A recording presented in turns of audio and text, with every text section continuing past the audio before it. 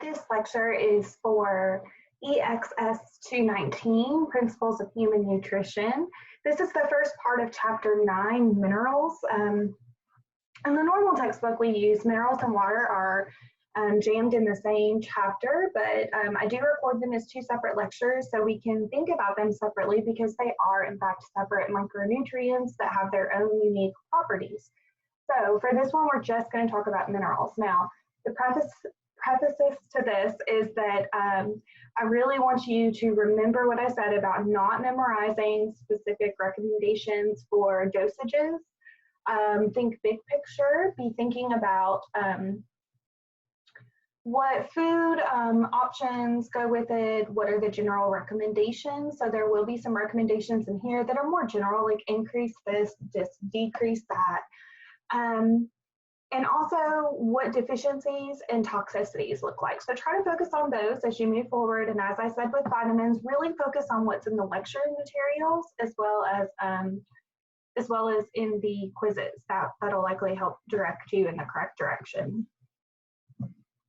So for minerals, one thing that I really want you to think about with minerals that makes minerals different from vitamins is chemically, minerals are quite simple. They're actually inorganic, so they don't contain carbon. And often they're much needed in very small amounts. And so I often think of them as like just the periodic table of elements because there are many of these that our body requires. And specifically, our body requires actually 15 of them. And they are all essential. So as we're studying the microbes, the only one that so far is non-essential is vitamin D. Okay, so as I said, a mineral is a specific single atom that has some particular function, and as we already know, it probably meets two of the three of the nutrient categories: promote growth and development and regulate body processes. I will say that for the most part, most minerals, excluding those for bone health, are helping regulate body processes and acting as a coenzyme.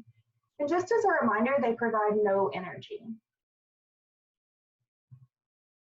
So there are actually two categories of minerals, and that's how I'm going to cover them, very similar to vitamins, where I cover them in that specific area. And for major minerals, that just means that we need more than 100 milligrams per day. Trace minerals indicates that we need less than 100 milligrams per day. You don't have to memorize the trace minerals, just kind of know those two general categories and what are the definitions that separate the two of them. The other thing that is helpful to know is major minerals include the electrolytes and bone health. So by studying the properties of minerals, it's not so much that you'll memorize the major minerals, but if you know that it's electrolytes and bone health, 9 times out of 10 you can identify which those are. So here is the chart that I typically do with the different nutrients. And so, as I said, I wouldn't necessarily be super worried about memorizing each of the minerals under that, but it is important to understand the difference in major and trace, as well as within the major are your electrolytes and bone health. So very similar to vitamins, you can find minerals in all of the food groups, and really eating a balanced diet with a lot of variety will lend you toward needing minimal supplementation. The only times, a lot of times, we really see true supplementation needs is if there is some type of acute or chronic disease process, such as burns, wounds. Sometimes we need some additional minerals to assist with healing. And the other thing might be some sort of deficiency that is occurring within the body that is more of a chronic thing. So iron deficiency anemia is a good example of one. So it's important to understand that similar to vitamins, thinking about how we talked about the end of last lecture, that vitamins actually, just because how much you consume of a particular food, but just because it has 100% vitamin C, may not mean that you get 100% of that vitamin C, right? Because remember, vitamins are affected by some methods of processing, such as heat, light, acidity, those types of things. So very similar to that, minerals have their own unique issues. Because minerals come from both plant and animal sources, particularly from the plant sources, we have actually found that over time with the differences in our agricultural practices, that there are less and less minerals that are available in the soil that actually translate to our food items that we eat. Additionally, sometimes we remove some necessary minerals during the processing. So we've kind of already talked about things leaching out when we're cooking, like the green beans and how the water becomes green, or removing the skins or bran or germs on kernels on the skins. A lot of times we're thinking about like fruits and vegetables, like there's so many phytochemicals and essential vitamins and minerals and fiber in the skin of an apple, but a lot of times we remove that. And sometimes we add them back in during the fortification process. So just remember that there are a multitude of things that affect minerals as well to decrease the amount that we actually consume. And one way that we describe that is we talk about the bioavailability of it. So bioavailability is the degree to which amount of a mineral is ingested, absorbed, and actually available to the body. So sometimes when we take in food items and we think, wow, this is a great source of potassium, I'm getting so much potassium from this I'm eating. There is a possibility that you've consumed something else that competes for that site absorption as potassium and may actually block. So you may not get much of the beneficial effects of potassium that you actually think you're getting. And so that's how bioavailability actually plays into this. For example, one really good example about bioavailability that a lot of people don't realize is if you have an iron deficiency anemic patient and you're trying to talk to them about increasing their sources of iron in the dietary patterns, you might talk to them about eating meat sources, right?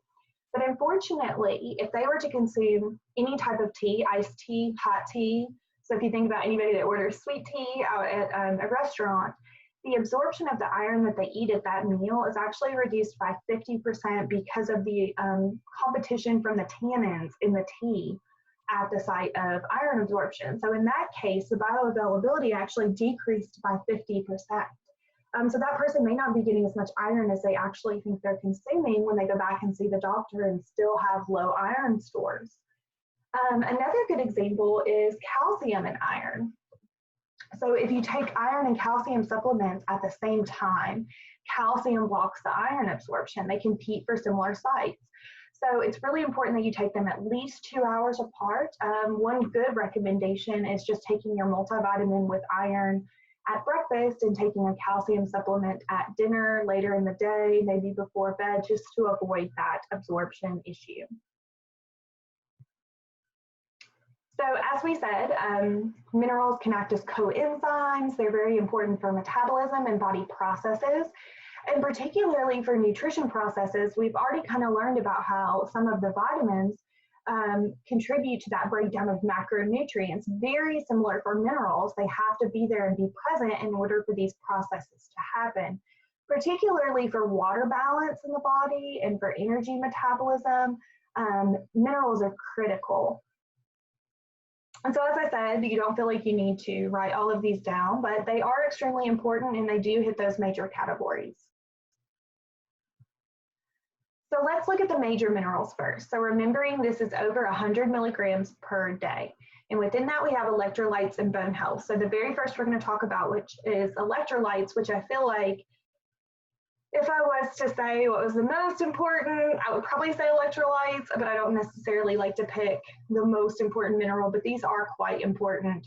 And small significant changes in them in our body can actually create serious significant side effects medically. So think back to basic chemistry class, because you've had a nice little refresher in that, nutrition. Ions, so you have a negatively charged ion that has gained a negative electron in that outer shell. And then you have a positive ion, which has lost a negative electron in that outer shell, making it more positive, right? And so these charged atoms hold a strong responsibility in our body for maintaining fluid balance, being the conductors for nerve impulses in our central nervous system, signaling between cells. And so the fact that we have these charged atoms, also called electrolytes, are very critical to the way the rest of our body regulates body processes. Often we think about electrolytes with Gatorade, but in reality, they are critical to our body processes. So these are the three electrolytes, and I would expect that you know them for the exam and be able to list them in this way. So the first is sodium. I often characterize this as Na, or from the periodic table of elements.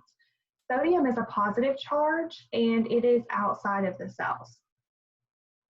I actually like to discuss chloride next, because I like to remind students that chloride and sodium always sit together. So chloride, because they sit together, they share an electron to make them both happy little atoms. It is actually negatively charged, and it is also extracellular. So if you're trying to think about whether these are inside or outside, always put sodium and chloride together, because one is positive, one is negative, and they share that electron, and they are outside the cell. And then potassium is positively charged, and it is intracellular. So this sounds very static, but in fact, it's really dynamic. In a lot of cells, particularly nerve cells, cardiac muscle cells, there is something called the sodium-potassium pump, where you have this constant exchange of sodium coming into the cell, potassium leaving the cell, sodium coming back in the cell. And so the way I kind of describe this is like where optimally we find potassium, where it typically exists without that sodium-potassium pump, and it would be intracellularly. But it is that crossing back and forth across the cell membrane that actually creates some of the contractions that are necessary for our heartbeat. I often tell students in class it's a lot harder to translate for an online lecture. Let me see if I can actually do this. Let's do a pen here. Oh yeah, okay. So instead of memorizing it in a table, what I often tell students is to think it through. And so if sodium and chloride go together automatically, we know this one has to be positive. One has to be positive and one has to be negative. I always think of sodium being positive. I don't know why. And then I know potassium can't be with it. And I don't know how many of you guys know this, but my first name is Kristen. So I often think about it as Kristen is on an island of her own.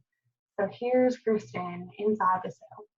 And so you can actually display it in different ways. And that's kind of how we think through it in class, is that sodium and chloride hands down go together. So one has to be positive and negative, and then potassium is on its own on an island. Hopefully that helps a little bit. So I left these YouTube videos up here to kind of explain the sodium potassium pump, and just not so much because you're going to be tested on the sodium potassium pump, but for this class, but more so to help you understand how the two transition across the cell membrane and how that actually impacts muscle contraction. But for this class, it is important to know that as those electrolytes dissolve in water, they become those ions that are electrically charged, right? And so because we require both positively and negative ions both inside and outside the cell, it actually creates this different electrolyte balance across the cell membrane. So as they cross back and forth, it actually creates, like I said, muscle contraction, blood pressure control, nerve transmission. And as I said before, actually, this is one of the major reasons sometimes people go into cardiac arrest or arrhythmias, is because simply they are dehydrated, so their sodium is high and their potassium is low. Potassium actually has a really tight range of clinical blood values. It's 3.5 to 5.5. And if you go under or above that, we are really concerned about you in a clinical setting, and there's a good possibility that you are going to be having an intervention really quickly to prevent cardiac arrest. That is how serious electrolytes are. And so what's important to understand here is a deficiency. It's not so much that you need to memorize all these, but understand how serious it can be. It can be as simple as muscle cramps. You know how people say they get Charlie horses and they need more potassium. That's a lot of the reason people say that. But it can be as extreme as irregular heartbeats, confusion, acid-base imbalance, which happens a lot in ICU patients where people go into acidosis or alkalosis, because our blood is a very unique pH level at 7.4. And so when we swing one way or the other really quickly, it can actually send us into severe distress, metabolic distress. So it's just important to know it's very serious. And it can be caused by a variety of things. It can be becoming overheated outside and having heat exhaustion, heat illness, due to that extra loss of fluids and not replacing electrolytes, chronic diarrhea or vomiting, so you're constantly losing those electrolytes and not able to replace them. Some kidney disorders, you excrete or hold on to too much of the electrolytes, and some medications can cause depletion. So it can be a variety of reasons, but irregardless, what's to take away is it's very serious. Very similarly, the toxicity, too much potassium from supplements can actually cause the heart to stop, and too much sodium can actually cause further dehydration. So once again, don't expect you to memorize these lists, but do understand that it can be life-threatening. Now here's a big picture thing to take away. So do not memorize these actual numbers, but do understand that, remember how we talked about that balance in the American diet, what we should have versus what we actually consume. If you remember that conversation, we talked about that we should have fruits, vegetables, healthy fats, whole grains, dairy items, plenty of water, right? Well, if we ate plenty of that, we would have plenty of potassium.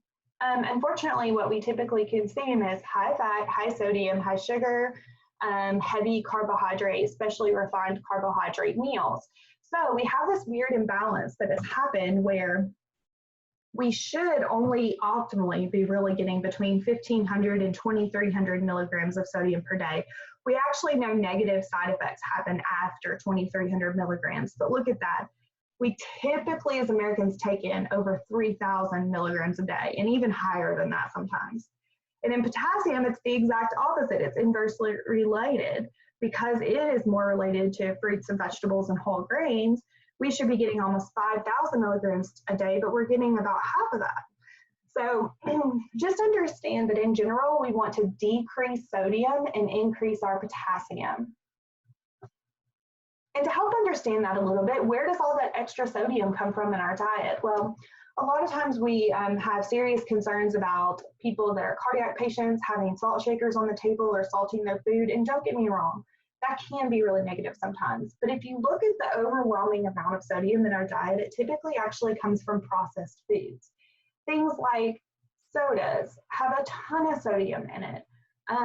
French fries, fast food, chips, yogurts, cookies, crackers, pretty much anything in the middle aisles of the grocery store have sodium. And that's where we get it a lot from. If we were to shop more on the perimeter of the grocery store and salt our foods to taste, we might have a little better balance of that sodium and potassium relationship that we see. So similarly, one of the serious concerns about taking in so much sodium is the effect that it has on our body. And as I'm sure some of you have previously seen in other chemistry classes or other biology classes, when you have a high salt intake, it actually increases the amount of sodium in your body. And then what ends up happening is wherever salt goes, water soon follows. So if there's a lot of salt in your blood, sodium in your blood, it actually draws more water out of your cells, dehydrating your cells of the necessary fluids it needs, and draws it into the blood, increasing your blood volume to try to create that equilibrium of where we should be with how much sodium should be in your blood. Now, what's the problem with that? That creates one of the serious chronic conditions that we hear about a lot in the United States, hypertension or high blood pressure. So I don't know how many of you guys are familiar with blood pressure, but it is typically a number that is a reading with a higher number on top and a lower number on the bottom. That higher number is called the systolic, and that is the pressure against the arteries when the heart is in contraction, okay? The lower number on the bottom is diastolic, and it is the pressure on the arteries when the heart is in relaxation. Most people we want to see below 140 over 90, indicating the normal blood pressure. However, we see a lot of Americans with these poor diets and high sodium intake that consistently have high blood pressure levels. And this can be caused by a multitude of things, but one of them is increasing that blood volume. If you think about it, increasing your blood volume would give you more blood to work with, causing your heart to work harder to pump it, right? Additionally, one potential problem that we talked about in lipids was that decreased radius of blood vessels. So with atherosclerosis and that thickening and hardening of the arteries, you're actually decreasing the amount that the blood can go through the lumen of the blood vessel, and that's a potential problem, right? The heart is just working harder. So the problem is it starts out as this problem of just taking in too much sodium or taking in too much fat, and it just continues to get worse with high blood pressure. And then ultimately, if you continue to work the heart that hard for that long, you potentially are talking about cardiac arrest, a cerebrovascular accident like a stroke, or death. And so it is very, very serious. And how do we treat high blood pressure? Well, as we treat everything in this class, we'd always like to treat first with diet, exercise, and medication. Now, unfortunately, sometimes people come in and their blood pressure is already too high and we have to start to talk medication. However, I will tell you from the experience that I've seen working with patients, if patients don't make lifestyle changes, like decreasing the levels of sodium and being physically active, their medication is just continuously going to have to get upped. It may be once every year, once every 2 years, once every 5 years, but realistically, they're really not doing anything except slapping a Band-Aid on the problem. So it's very important that you talk to your patients with high blood pressure about not only taking their medication every single day, but being physically active and decreasing the amount of sodium in their diet. So that concluded electrolytes. And so if you're just kind of wanting a brief review there, just make sure that you know the 3 electrolytes, where they sit inside or outside the cell, their charge, what the general recommendations are as far as like the general American diet, and the chronic disease process related to taking in too much sodium. So bone health.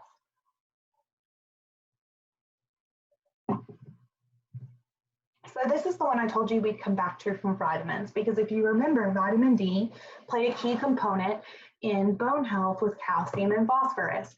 So it's important to understand that in order to have strong bones, you have to have collagen and this protein matrix. And it has to not be spongy or soft. It has to be nice and hard. And in order to be hardened, you have to have minerals such as calcium, phosphorus, magnesium, sometimes sodium. But mostly we're talking about calcium here as that main hardening mineral. You also do have to have some vitamin C to help maintain collagen, if you remember that. And once again, vitamin D to maintain those calcium and phosphorus levels. And remember, the deficiency with vitamin D was not so much related to vitamin D, but related to the fact that it regulated the calcium levels. So there are 206 bones in our body, and because they support weight and help us move, one thing that's constantly happening is they're constantly being broken down and reformed during bone modeling. And this is really important because of the fact that that indicates that we're constantly needing that calcium, that vitamin D, and that phosphorus to continue that process safely.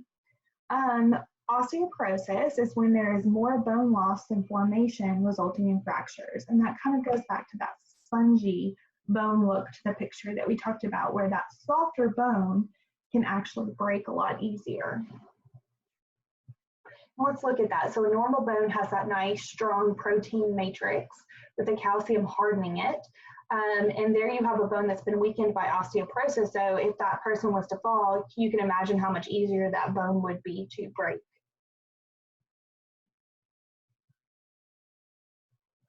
Let's go back a little bit. Oh, I'm so sorry. Another thing that happens in osteoporosis that we're often concerned about is as that bone starts to soften, particularly in the spinal column, and it's weakened, the spine can actually start to bend forward. This is called the Dowager's hump, and it creates this stooped appearance, which is how it's pretty common in older women, particularly Caucasian older women, and it's how these women can actually lose height as they age, which is not normal. So osteoporosis, if this is a little hard for you to read, make sure you do understand the risk factors associated with osteoporosis. So one of the things is gender. We know that fractures in osteoporosis are more commonly, twice as likely to happen in women as compared to men. Additionally, increased age is a problem. Because we know bone loss is just a normal part of aging, naturally that risk of developing osteoporosis is going to increase. Something else is race. So Caucasian and Southeast Asians actually have a higher risk due to their bones are actually a little bit lighter. So having someone in your family with osteoporosis increases your risk. Individuals who are thin and light actually have an increased risk because of that decreased bone mass. Smoking increases the risk because it weakens your bones. Now here's one that's different though, exercise. Weight-bearing exercise throughout life actually strengthens the bone, and increasing weight-bearing exercise at any age can increase your bone density. Similarly to smoking, long-term alcohol abuse actually reduces the ability for our bones to reform properly. And lastly, diet. A diet lacking in calcium and vitamin D throughout life can increase the risk of development of osteoporosis. Now, there have been some studies that I've read that indicate that some of what you actually need calcium and vitamin D wise is a lot of times set by your mid-30s, which is kind of scary because we actually see that young adults and adolescents don't typically take in a lot of calcium and vitamin D. And so you're kind of already increasing your risk, and at a time in your life that you're really not thinking about the risk of osteoporosis. So some foods that are high in calcium, milk and soy products. So soy products can actually be fortified with calcium. And if you are drinking or consuming dairy alternative products, that's completely fine. Just make sure you're looking for those that are calcium fortified. A lot of juices and cereals are actually calcium fortified. You may actually see that with like orange juice. I've noticed you can buy that it has added calcium and vitamin D in it beyond just having something like vitamin C. Broccoli and green leafies. Green leafies are good for everyone. Lastly, some citrus fruits. So one important thing to note is that calcium is found mostly in your body 99% of the time in our bones and teeth. And in the body cells and fluids, though, we actually use calcium with muscle contraction, neurotransmitters. Calcium channel pump is one good example of that. Sometimes blood clotting, but for the most part, we are really talking about important bone health here. So as I said with vitamin D, same deficiency, osteoporosis in osteomalacia in adults, rickets in children, and also we can see some muscle spasms that happen as a result of decreased calcium. Taking in too much calcium can actually decrease the absorption of other minerals, cause constipation. We actually see that when people take in too much like antacids over the counter, like Tums and things. Some of those are actually calcium directly, like calcium carbonate, and taking in too much of that can cause constipation. We also see calcification of certain tissues in our body, the creation of kidney stones, and actually kidney damage. Phosphorus, that's kind of your buddy I want you to think about with calcium because it is another major mineral in bone health. It is typically found with calcium. So as I said before, I think about calcium and phosphorus being best buddies and vitamin D being their helper. They all kind of work together for our bone health in our body. For phosphorus, we actually get it with a lot of different types of food, cheeses, other dairy products, seafood, nuts, seeds, and actually, fun fact, one of the few minerals we get from processed foods. We get a lot of phosphorus from soft drinks, but we do know there is an upper limit to it. The deficiency is quite rare, and there is a toxicity, but we don't often see that either. We typically see it with patients with like chronic kidney disease. So magnesium is a very important major mineral. Typically, we find it in bones about 50 to 60% of the time. It can also be stored in muscles. What's really important about magnesium is actually a cofactor or a coenzyme in many of the metabolic processes in our body. It's actually required for over 300 different reactions in our body.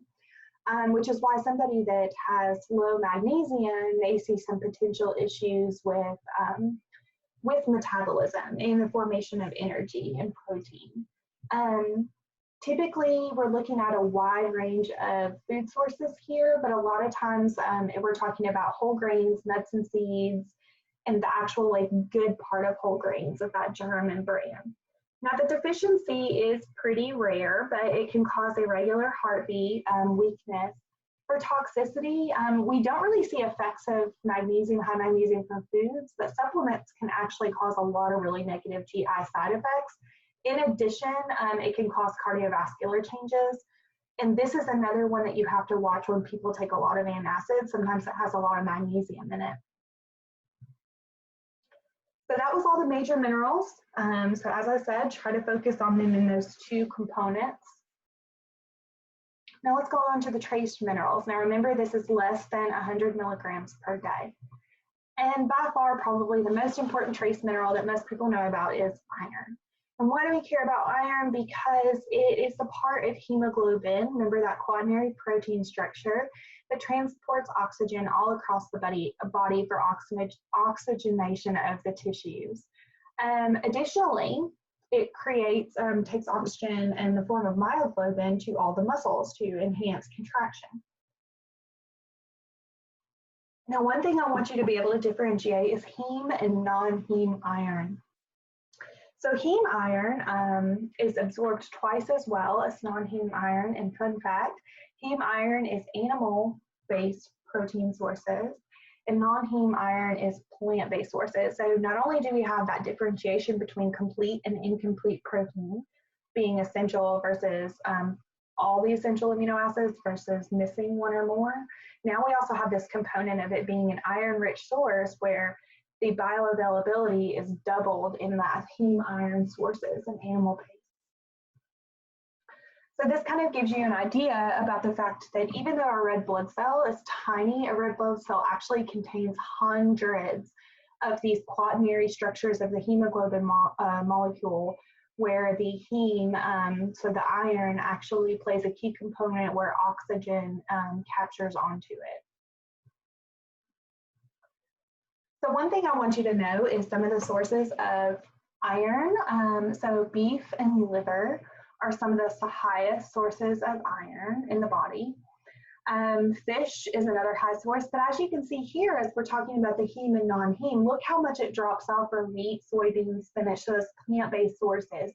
So you're really talking about really high sources with those animal-based sources. All right, and so remember again, the sources can be animal or plant-based, and by far this is the most common trace mineral deficiency worldwide. Remember, anemia is the lack of red blood cells, but iron deficiency anemia is directly related to a lack of iron available to transport the oxygen. So that tells you the exact reason. Now with that, we can have a wide range of symptoms, which can be very vague, like weakness and fatigue, decreased work capacity. But you can also even see like behavior changes, people being more irritable, more moody. And a lot of times this is simply fixed by checking blood levels, determining that it is an iron deficiency, and increasing the dietary source of iron, and often supplementing as well. Now this is probably my favorite toxicity just because I think it's so cool, hemochromatosis. This is actually a genetic condition where the body does not know how to deal with iron, and there's an iron overload in the body. And so this person has this for life, and what actually happens is they will come into the clinic or the doctor's office that knows they have hemochromatosis. They will give a pint of blood, just like exactly like you would if you were donating blood, and then we throw that blood away. So what happens is because of the fact that we're getting rid of a whole pint of blood, the body then self-regulates, and you're getting a large amount of iron, you're throwing it away, and the body kind of self-regulates until it builds up again. Some patients have to do this every 2 or 3 months. Some patients have to do it more frequently, but that's actually how you deal with it, is you just kind of get rid of some of their blood. So copper. Copper is critical for the iron transport. So it's part of that mobilizing of iron stores. It does have some antioxidant function, but we don't focus on it as one of the main antioxidants. We get it from a lot of different types of food, and the deficiency we often see with that is the iron deficiency anemia because of the fact that copper is critical in that iron transport. Zinc is an important trace mineral because similar to magnesium, this is the mineral on the trace side where almost every cell actually requires zinc, and it is also needed for over 300 different metabolic functions in the body. Anywhere from looking for free radicals in the body, DNA, RNA, absorption of folate, stabilization of cell membranes, hormone regulation. So it is, like I said, similar to magnesium, that it is widespread how important it is. For this one, we also get it in a lot of different food sources: vegetables, dairy, eggs, meat, liver, seeds. And now with the deficiency with this, we see decreased growth, development, and immunity, and that makes sense, right? Like you're not able to grow and develop and have a stronger immune system if you have something that is involved in all areas of metabolism and it's not happening because it's not there. But access, a lot of times we do see this from supplementation, and this also causes a lot of severe GI issues as well. So iodine. Iodine is a trace mineral that is typically found in the thyroid gland, and it actually helps control metabolism in our body. Fun fact, we get a lot of our iodine in our diet these days from salt. Why? Why is that? Iodized salt. Well, it's not just because that was our public health approach to dealing with goiter, which isn't that big of an issue, but it is actually because there was a time in history where salt was not iodized, and salt would try to evaporate when it rained outside. The addition of iodine to salt actually keeps it from going through this vaporization process. So the idea of having the little girl with the umbrella on the front of Morton's iodized salt is that even on days that it's rainy outside, your salt will stay stable. So just fun food history fact. So this right here is called goiter. Goiter is the deficiency for iodine. This is probably the worst one I've seen. So it doesn't always have to look like this, but it is definitely this enlarged area on the neck that is directly related to an enlarged thyroid gland. Another place that we get a lot of iodine is actually seafood. Shrimp has quite a bit of iodine in it.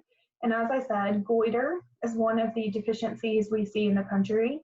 And also another one is creatinism. So a baby on the right that looks very similar to a baby that potentially has Down syndrome or other developmental disabilities. Creatinism is really serious because a woman that is pregnant that lacks iodine can actually have pretty frequent spontaneous abortions, stillbirths, and or having a baby that has significant brain damage. Another trace mineral, fluoride. This is one that we also see a public health approach for. So fluoride is incorporated into crystals in the tooth enamel, which protects against cavity-causing acids produced by bacteria. In the saliva, it helps decrease that bacterial acid production and increase the remineralization after our teeth are exposed to that additional acid. This is not necessarily essential. We can actually function without it, but we see a lot of improved dental health with it. So a lot of times we are getting it from our tap water, fluoridated tap water, and toothpaste are the most common forms. So the deficiency a lot of times we see is tooth decay. There's no real true deficiency disorder, but because of the high amount of sugar in our diet, not having the fluoridated water, we see that increased risk of dental caries. However, toxicity is kind of interesting to me because toxicity is the picture on top here, and it is called fluorosis. And it actually kind of reminds me of like smoker stains on your teeth, but actually really worse. They're typically black and brown, and your teeth start to crack and pit. So there is definitely a point where you can have too much. Particularly young children are at risk for this. So what should I eat to get adequate minerals? Well, we want you to stay hydrated. Why? Because that has some amount of effect with the electrolytes, remember. We want you to increase your potassium through consuming fruits, vegetables, and whole grains. Decrease your sodium. Focus on getting calcium, phosphorus, magnesium, iron, zinc, and iodine. Those are the ones that I see as being really critical that we often don't get enough of in our diet. And always food first. Supplementation is not evil. There's nothing wrong with it. But if we can get it with food first, that is how our body actually knows how to deal with it. Lastly, one quick diet I wanted to talk about. You may have heard about this before, the DASH diet, the dietary approach to stop hypertension. So it is a very standard diet that is prescribed in hospitals for people with high blood pressure or cardiac risk. And it is pretty similar to my plate in the context that like you should eat a lot of fruits and vegetables, half your plate, preferably whole grains, low fat dairy, lean meat, not too much fat, like the healthier fats, beans, nuts, and seeds. And the big addition to it that makes it a little different is that you're wanting to choose salt-free and low-salt options to decrease that sodium intake. This has been shown to significantly decrease blood pressure and sometimes help people with weight loss.